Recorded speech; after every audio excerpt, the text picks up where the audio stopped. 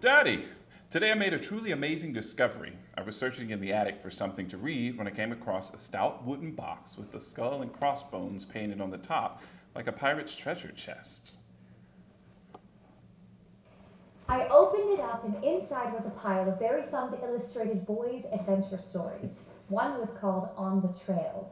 And scrawled across the front cover in a funny little boy hand were the words, If this book should ever roam, box its ears and send it home to Jervis Pendleton. I ran downstairs to show it to Mrs. Semple, and she told me that the Pendleton family used to own this farm, and Julia's uncle, who she calls Master Jervy, spent the summer here once after he'd been very ill. He was 11 years old, and his mother had just died. After that, he came back year after year for all his summer holidays. Then later, after he'd grown up and inherited the farm, he gave it to Mrs. Semple for being a second mother to him all that time. Isn't that a wonderful story? But it makes me wonder about you even more than I did before. Did you know Mr. Pendleton yourself? Or, more likely, his father? Or even his grandfather, I suppose. How old are you, Daddy?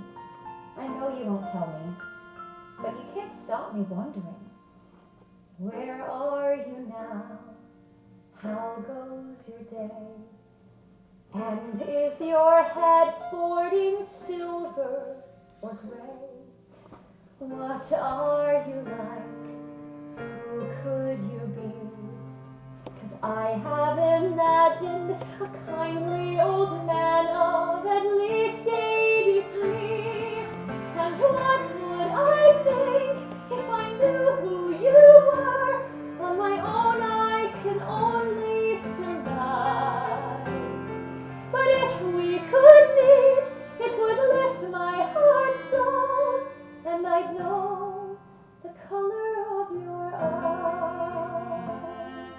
Dear Jerusha, I've been meaning to write you for quite some time, but with no success.